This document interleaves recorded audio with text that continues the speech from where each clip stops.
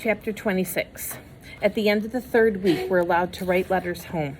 We have to put them in the envelopes, unsealed. The censors will read them first. I try to make mine cheerful because I don't want anyone home to worry about me, especially Amoni. Besides, I'm doing fine. I'm in better shape than most of the others. All that work building the airstrip. I've gotten pretty strong. The physical training's always tough, but I get through it. Some of the guys puke or collapse and can't finish.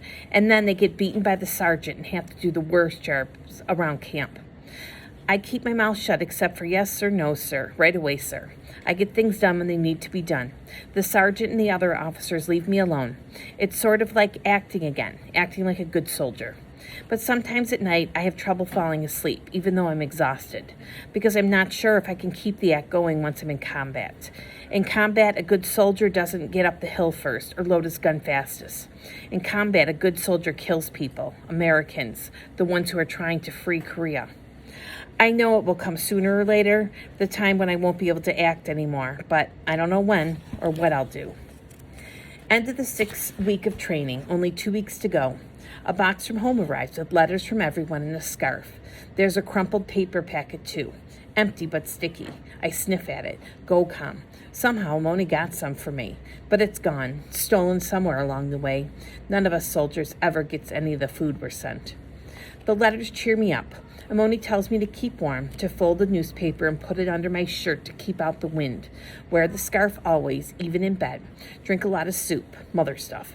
Odd how I can hear her voice, even in Sunhee's handwriting. Sunhee's own letter is a funny one. It describes Spadeface getting splashed with mud when his car drove by. Of course she doesn't say Spadeface. She says the man who walks down our street often, but I know who she means.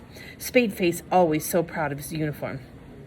She also tells about getting rice and fish from the Japanese. I'm glad to know that. It's doing them a little good, my being in the army.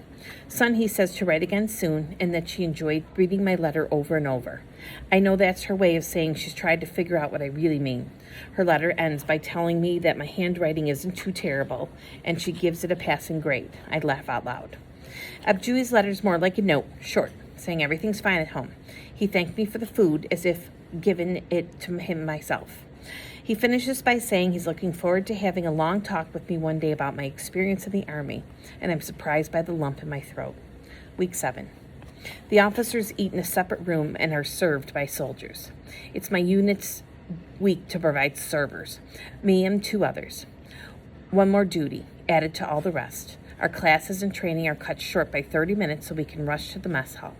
When the officers are done eating, we're allowed to eat. By the time everyone else is near finished, we have to wolf down our food so we can get to the next duty on time. The officers always talk like the servers aren't there, or at least like we can't hear. It's fine with us. It's even useful sometimes. The servers learn things like rifle inspection the next day. Back at the barracks, the servers tell everyone so we can get our guns in order. I move around the tables as quietly as I can, and it makes me think of Sunhee. How she used to listen when she cleared the table at home, and I smile a little. She might have fooled Abjui and Uncle sometimes, but I always knew what she was doing.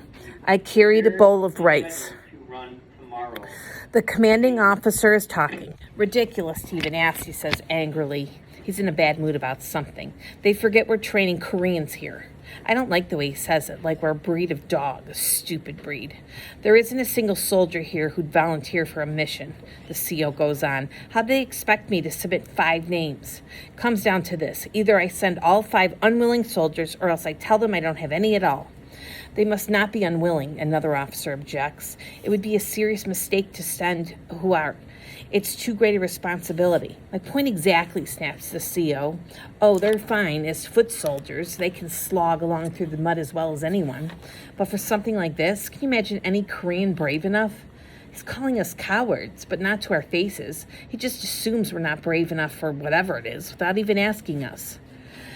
The rest of the evening and the whole night, his words rub against my mind like a blister getting sore and sore. I hardly sleep. By morning, I know I have to do something. Morning roll call. Sure enough, it's something special. All the officers are there, not the sergeant. The sergeant announces an extraordinary assignment, so demanding, requiring such bravery that no one will be ordered to accept it, volunteers only. And no guarantee that a volunteer will qualify. The assignment's that tough. I don't think anymore. I click my heels and snap off a salute. Sir, I almost shout. I'm looking straight ahead in a perfect position. I can't see anyone's face. But later, when the other soldiers talk about it, they tell me the officers' mouths all drop clear open. The sergeant says, Kayan Ama, are you volunteering? Do you understand that the mission may require the ultimate sacrifice from you? Yes, sir. This soldier is brave enough, sir, for any job or mission, sir. I stand there at attention. I can feel the surprise in the air, even though no one says anything. I can tell by the way they're shifting about.